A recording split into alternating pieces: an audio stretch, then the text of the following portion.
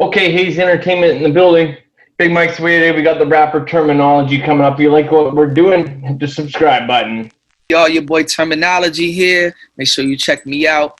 I Only Touch Greatness, the podcast official interview with me. Primo. Yeah, what up, Term? Tell me your name again, my nigga. Termanology. Show up. Word up, word up. Ryan Hayes and Big Mike. Yeah, what's good? I Only Touch Greatness podcast. This being the honor that it is. Word. I figured I'll take it to teach the kids. Out here on these streets, all we got is gun clips, 30 chicks, and niggas that snitch. That's what's up. Can't forget about the drug strips. No doubt. Shit.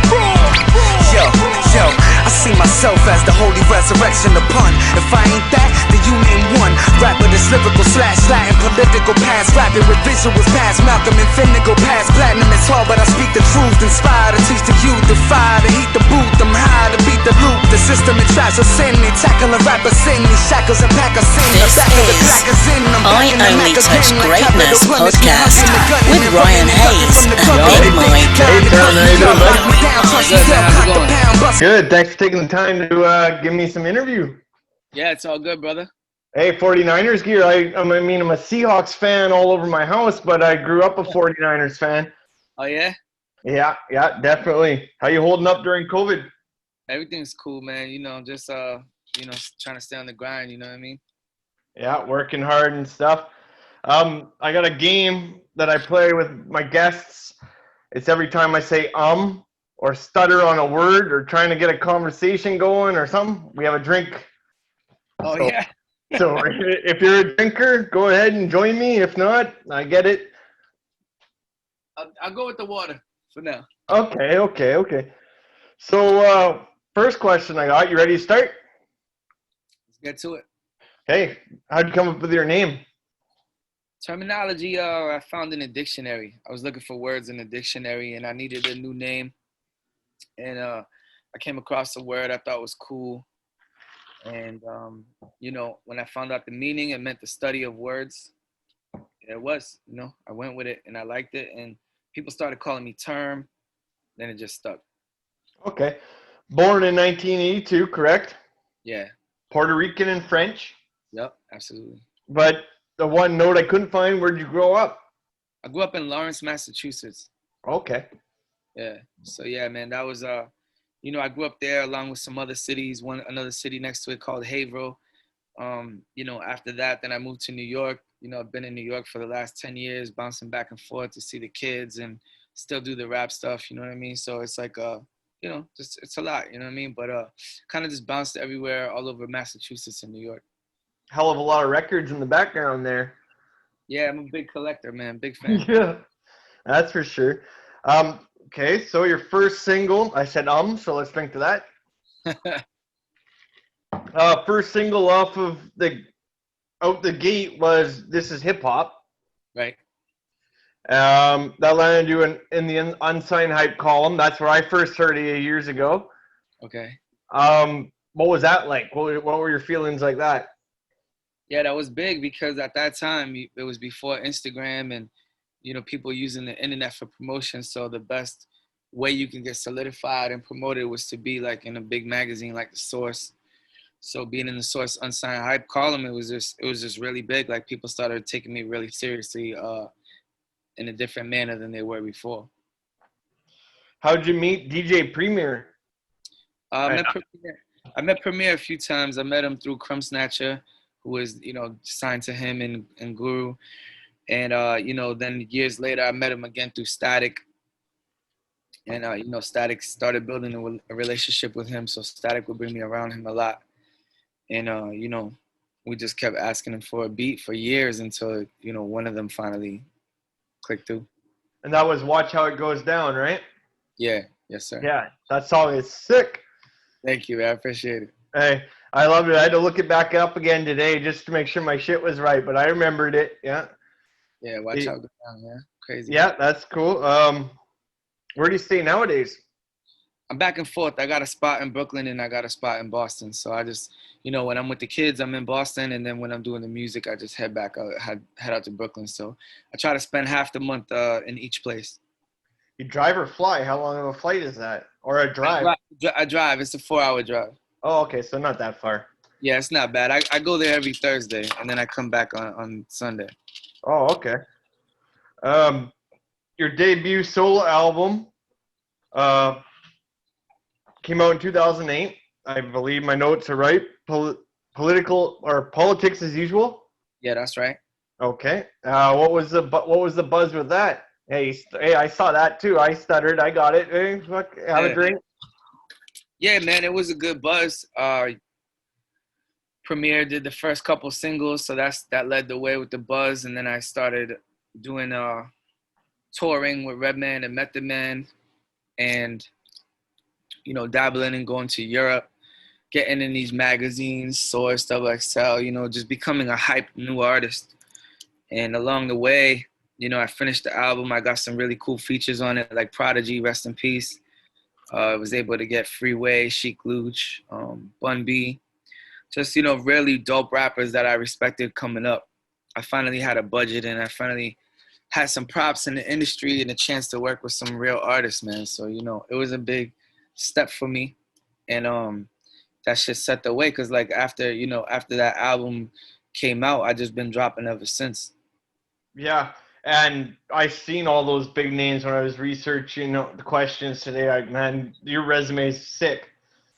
Thank you, man. Appreciate that. I know. I thought I used to be an A&R. A little about me. I used to be an A&R out here in Vancouver, Canada. I won West Coast Hip Hop Awards. I've worked with lots of big name West Coast artists. I don't rap. I was just the middleman on everything, and then I retired to buy my condo, and now COVID's brought this new world together where we can all meet each other over the internet, and that's how we're working here. Yeah, crazy. So, that's just a little about me. You did the Grand Theft Auto. You did the for Liberty City. You did the song on that. Yeah, I did here in Liberty City, like the main title track to the part 4. So that was cool, because there's so many people that I meet that tell me that they never heard of me until they heard my voice on Grand Theft Auto. And even still to this day, I'll meet people like, yo, I remember you from the Grand Theft Auto, So it's kind of crazy how hip hop and the gamer world can collide, It's pretty cool. That's pretty cool. We interviewed I forget who, but they had a jam on the Madden game a couple of years ago, so yeah. I should know that fact, but it's probably the in 1982 album, you had that album. It was released October 2010. And that was that first project you did with Static Selector. Yeah. And I mean, Static Selector's a legend. What was it like working with him on such a close project? Yeah, Static is more like my friend and my brother and my business partner, It's kind of crazy. It's like I don't look at him like Static Selector, how everybody else looks at him. He doesn't look at me like Termanology, like how the world looks at us, because we knew each other since we were kids, So we just kind of both was on the come up at the same time, and decided that the fans pretty much decided that they wanted to hear us together as a group, like Gangstar type of shit. So, Static was like, yo, let's just do it, man. Let's name the group 1982. And I was like, all right, cool, let's do it. And, coming off of having Politics as Usual, and coming off of all the mixtapes I was doing in the buzz, and then he was making his way through the industry, killing it. It just made perfect sense, you know what I mean? And looking back on it now, we got 5 projects and done 1 million songs together. Yeah. That was kind of the beginning of the group. Yeah, that was, and Raul, the guy that hooked us up. Yeah. I guess he was just with Static the other night, right? Were you there too? Yeah, I was there. Yeah, I was there. Oh, okay. Okay, yeah. I wanted to name all your mixtapes, but then I started writing, and then you got like 100 mixtapes. So I just stopped, and I wanted you to name your favorite ones. Yeah, it's hard, man. It's hard. I'm going with the first one. The Hood Politics one is like the first one that kind of kicked down the door, 2003. The whole Hood Politics series, 1 through 7, those are my babies. 50 Bodies was another one. There's 5 volumes of that. And so Jacking for Beats? Yeah, Jacket for Beats. I never even count that one. I need to add that in because, when I count my mixtapes, it's usually more original material. So, I kind of, because I was numbering them, I didn't really like count all the DJ ones. But this, shout out to DJ Dells, man. He put that Jacket for Beats together. And that was a dope one. Yeah, 50 Bodies is crazy. The Cameo Kings is 3 of those. Those are crazy. And the one where I had all the Dilla beats, If Heaven Was a Mile Away, that was a real special one. That was at a time where, like, hip hop was just kind of in this crazy transition between digital and physical. And, these mixtapes didn't have nowhere to go, so we would just throw them on that piff because we couldn't sell them. Yeah. And stuff like that, so that was just kind of the era. But yeah, shout out to all those mixtapes and shout out to all the people that rock with me through the mixtapes. Yeah, that's the thing too. I found how do people hand out CDs anymore? When I was handing out all my mixtapes, you were handing them out everywhere. You're carrying stacks in your jacket of these mixtapes, and you're handing them out to all the hot chicks and all the dudes in the bar that look cool, and you're handing them out. But now what do? You're on a streaming platform where you have to hand them a USB stick, maybe. Like maybe you're doing USB sticks. Not even, man. I think in this era, it's like people will do a mixtape and put it directly on their own website. And if you got a strong enough fan base that people already rock with you, they'll go to your website and download your mixtape. Or if they have nowhere to host it, they'll just put it on that piff. But ain't too many people giving out too much physical copies of shit anymore. I still do the physical copies because I have a market for it. There's a lot of people that own all of my stuff on CD. So they want everything. Like, for instance, I just dropped this album with the kid UFO Feeve. So I produced this album. And we just did a limited run. We only did 100 of these. But there's so many people, all over the world that have all 30 or 35, 39 of my albums and mixtapes on CD that they wanted to complete the collection. So, we did it for that reason. You know what I'm saying? We just did like 100 and autographed them. And, I kind of keep it like that these days with the physicals. Yeah, that's because basically there's no CD players anymore. Kids don't even have CD players. They don't even know what that shit is. Yeah, facts. Yeah, and then, see, I was always, my albums always came out on Dat Piff, and we did Hot New Hip Hop as well. Yeah, exactly, yeah. And we always did those, and we still do those, but yeah, it's kind of like now everything's running through Spotify, Apple Music and stuff. Pretty much. Just make like a couple hundred CDs and autograph them just for the real diehards. I had DJ Ill Will from Hot New Hip Hop host one of my albums one time, so. Yeah, shout out to Ill Will, that's the homie. Yeah, no shit. That guy was awesome back in the day. You once shot a video in Japan. What was that song? I couldn't find that note. Yeah, it was called Lights Down. Okay. That was the cool thing about it. We just ran around the whole Japan, and the lights look different. The lights in the street, the police lights, the way it's lit up. It's kind of like its own. It has its own version. Tokyo has its own version of like Times Square, I guess.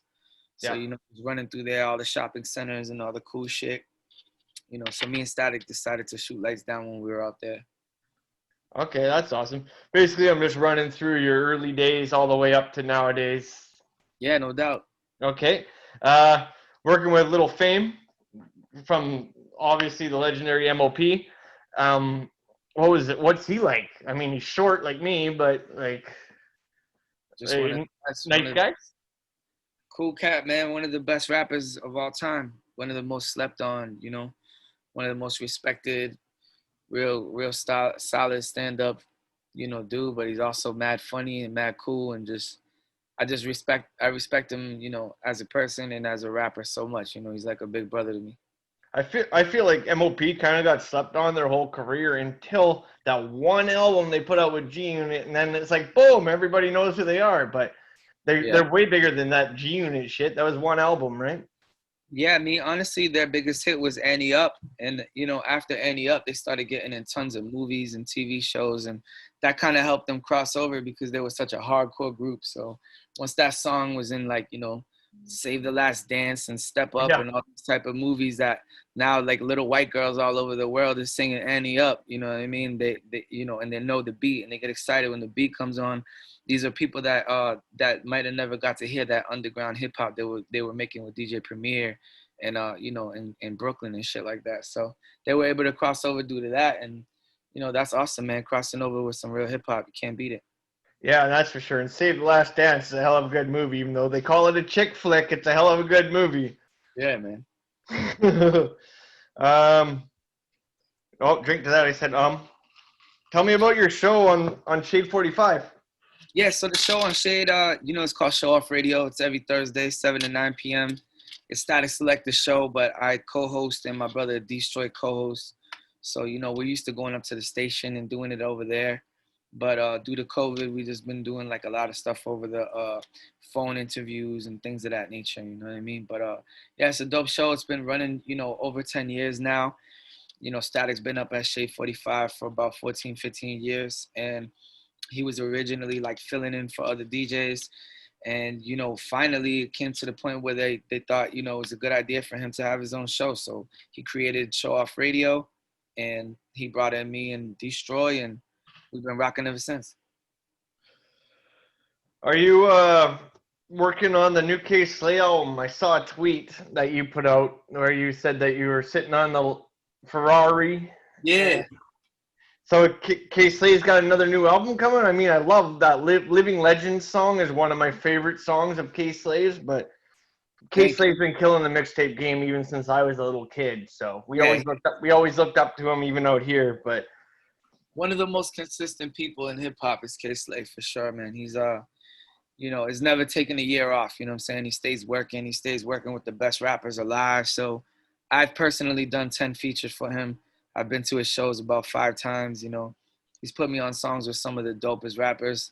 And this is just another one of those things that he just, you know what I mean? He keeps going. So we've rented the Ferrari for that day, you know what I mean? And did it big just, to show off a little bit and represent, you know what I mean? Cause there's a lot of dope ass rappers on the song. I can't say who they are, but that's what I was gonna ask you. I was gonna ask you if you can tell me who else is on that song.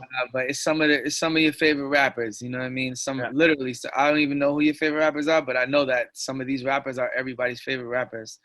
So there's some really really big rappers on it, and I just really wanted to stand out. My bars always stand out, but sometimes everybody has the backdrops in the video, so that's why we got the Rari real quick and did it big, so people will be like, oh, hold up, what's this all about?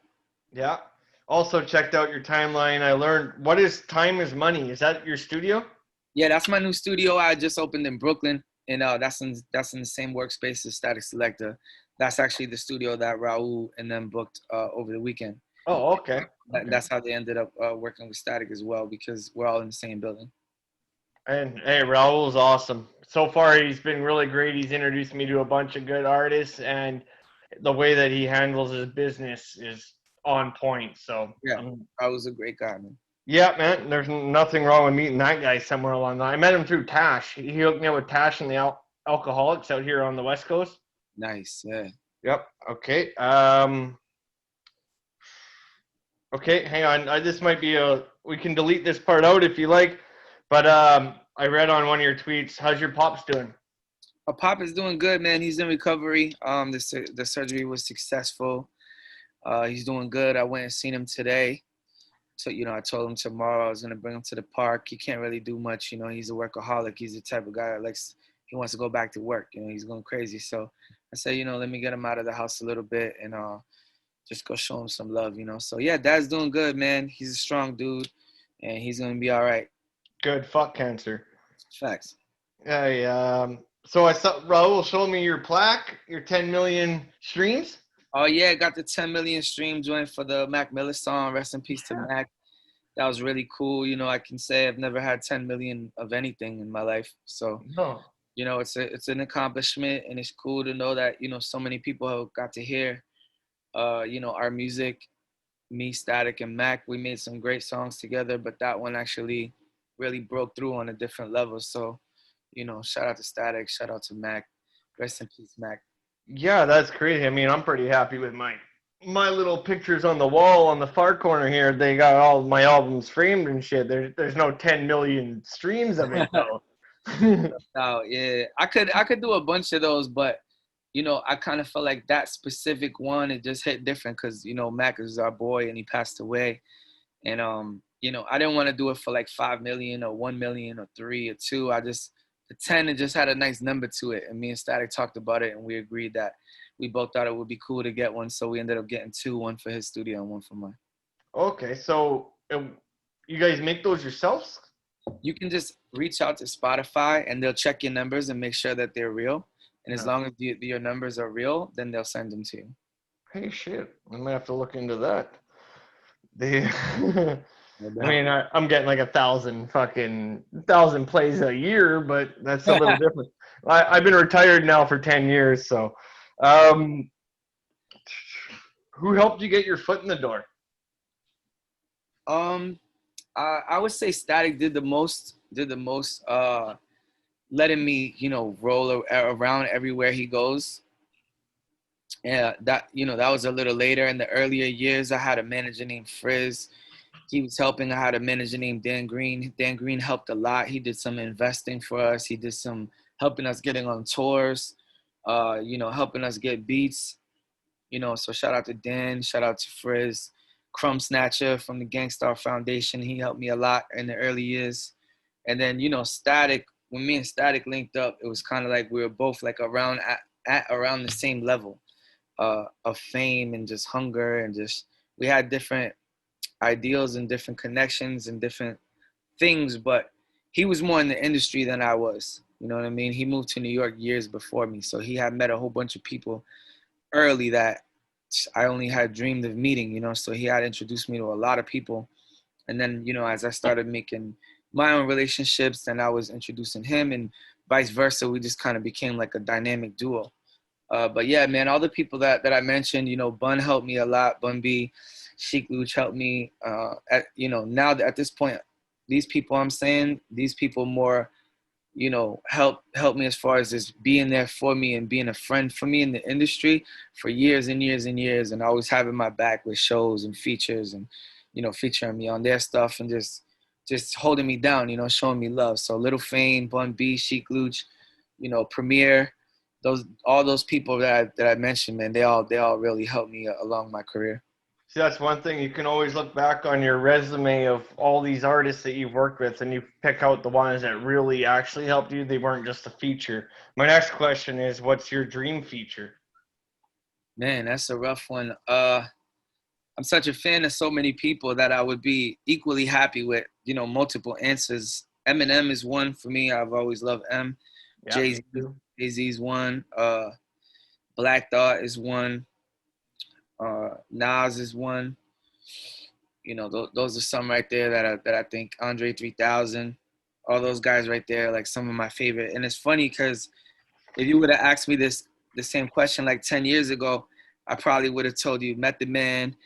I would have told you, Styles P. I would have told you like a whole bunch of people that I've already done music with now. You know what I mean? So since I was able, since I was able to do singles with Raekwon and singles with Method Man and these people, my list kind of changed, and it's getting smaller. Hey, yo, did your screen turn off on your end? No, I'm perfect. I can see you perfectly. Fuck, my screen just shut off. Okay, well, I can still ask questions because it's on the one where it looks at you anyway, so that's good. Okay, personal highlight or low light while I figure this out? Yeah, highlights were just, just touring the world, just going to different places. I like traveling a lot. I think that helped a lot with opening my mind and changing my mind up on certain things. So traveling was definitely personal highs with that. Okay, your favorite place you've ever performed? Favorite place I performed? Probably Japan. I'm a big fan of Switzerland. I'm a big fan of Bangkok. I'm a big fan of Spain, and just all these cool places that I've been, man. Dominican Republic, Hawaii. I've been to all these cool exotic places, man, that are just ill. Yeah, I mean, I love Hawaii and Dominican. I've been there as well. Do you have a dream venue that you would ever want to perform at? Probably Madison Square Garden will probably be, who doesn't want to perform at the Garden, Yeah, especially from the East Coast, you want to be there. That's big time shit. Have you ever? So you've obviously never performed there. That's a stupid question. Yeah. Yeah, it is a stupid question. If you could play any sport, what would it be? Basketball, my favorite sport, so I would have to say that it would be basketball. Yeah. Okay. Do you have a favorite sports hero? Um, shit, that's kind of crazy. Could be any I'm just sport. I'm just a huge Boston sports fan. You know, I'm just huge Boston sports. So obviously the original big three Celtics, the '80s Celtics, the early '90s Celtics, the Celtics that won banner number 17. Paul Pierce and all those guys. Big Tom Brady fan. Red Sox, Bruins, just the whole squad. You know what I mean? So shout out to all of them. But I'll say probably my favorite like uh I guess sports hero would probably be Michael Jordan, just to be honest. As much as I'm a Boston fan, who didn't love Jordan as a kid? Yeah, and you're killing me with that Boston shit, because they beat the Canucks and my Vancouver Canucks. Look at my shrine. Yeah, they beat my Vancouver Canucks in 2011, so I've hated Boston ever since. But Yeah, I'm a big fan of Marchand, though. I like the way he plays. I'm a small guy like him, and I play hockey as well. So, nice. do you have a favorite movie? Favorite movie? I'm going with King of New York. Oh shit, that's different. I haven't heard that one in a while. Yeah. Okay, you got a few minutes. I got 7 to 10 more quick questions. Yeah, let's bang them out. Come on. Okay. What would I find on your playlist these days? Let me open up my Apple Music and tell you right now. Keep it real with you. I'm listening to.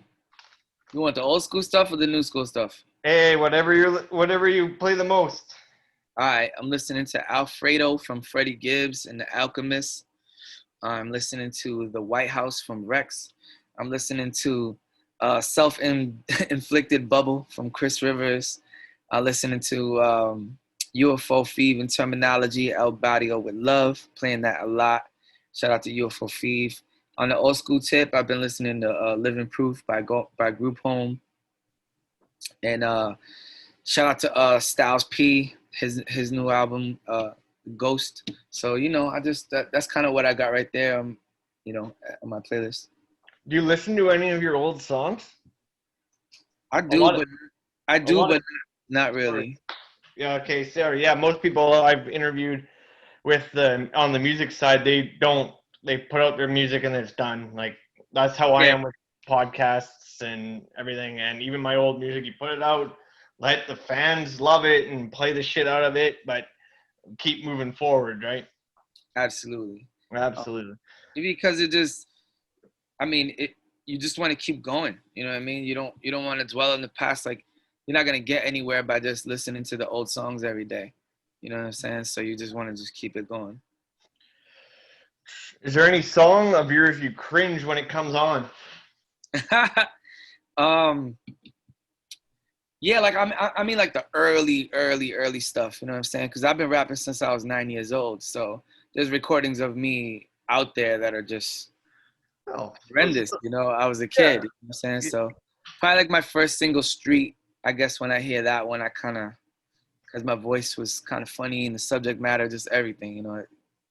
Hey, it happens to the best of us. Even I got a song that I cringe every time it comes. And it was like, it's my first fucking song. It might have went viral, Right. but it's the worst song I feel in my head that I ever did. But it went viral. And even now, 15, 20 years later, people in my city know me just as the guy that made that fucking song. Like, Yeah. I have way better songs than that one song, but Yeah, I got lucky that Watch Out Go Down is where I blew up, because if I had blown up, 5 years before that, I might have been known as the guy who was whack. So yeah. it's good I got to figure it out, before I really popped off. Do you have a favorite artist? Favorite artist of all time? Yeah. Probably Dr. Dre. He's the one that I really admire his mixing style the most, and admire the classic albums he made. He got multiple classics: The Chronic, Doggy Style, which he produced, Chronic 2001. These are like everlasting memories to me. So, big fan of him. And if that, as a producer, as a rapper, I'm gonna go with Jay-Z. Jay got the most projects that I can relate to. Yeah, that's for sure. I was mighty surprised that your first pick, you went to the West Coast, being from the East Coast. I'm all West Coast, so I studied West Coast and everything. I don't know as much East Coast. I know Wu-Tangs and stuff, and I say Wu-Tang other than Bone Thugs and Harmony is going to be my favorite group of all time. That's a question I'm going to quickly run through here with you. Who would you say is your favorite group of all time? Favorite group gotta be Wu-Tang. There you go. Yeah. Easy. Yeah, it's hard to go against it. They had clothing lines, they had everything, they had movies, everything. It even hit Canada. Like I was wearing a Wu-Tang hoodie when I was 15 years old. Like that for them to actually make it this far definitely puts them as I put Bone Thugs right there with them, but Wu-Tang is sick. Okay, I got a couple quick response questions. If you can go through these, feel free to say pass on them. Some of the West Coast rappers I've been interviewing have hit pass on a couple of these, especially the third one. But Biggie or Tupac? Oh man, that's a rough one. Yeah, man, you're on the spot here. I'll go with Big just because I'm East Coast. We'll go with Big. Okay, Sugar Puffy. We'll go with Puffy. Okay. Here's the one actually the Sugar and Puffy one's usually the one everybody skips. Death Row or Bad Boy? Death Row. Okay. Nas or Jay-Z? Shit. The beef's over, so it doesn't really matter anymore. But yeah, Jay-Z. Oh, sorry, I didn't hear you. Ja Rule or 50? This should be easy. 50 Cent. Yeah, that's an easy fucking one. Aftermath or Murder Inc? Aftermath. Yeah, just as I meant the label or the crew and everybody that's been a part of it. I mean, other than Ja, nobody came out of Murder Inc. Charlie Baltimore, maybe. LeBron, Jordan, or Kobe? And you've already said Jordan. Yeah, Jordan. Rest in peace to Kobe, but Jordan. That's for sure. And then next question was the best rap group of all time. You've already answered. As a sports fan, would you say Tom Brady is the best ever? Yeah, easily. Oh, he's no Russell Wilson, but I mean, he's got 6 rings. But exactly. Okay. And appearances. Yeah. I mean, it's hard to argue. Even being a Seahawks fan, it's hard for me to argue the fact that they won 6 times and Brady's got those rings. So, yeah. I mean, we'll see what happens this year. I don't really know what's going to happen. It's going to be a coin toss. COVID fucked that shit up. But, yeah. Okay, I asked you that one. If you could play any sport, what would it be? You said, well, okay. What do you feel about the state of hip hop these days? Because, I mean, me and it sounds like you, we grew up on the old school stuff and the 90s, maybe the 2010, we would cut it off. After 2010, I don't really, other than yourself, of course, hip hop kind of just fucking sucks now. Everybody's mumbling and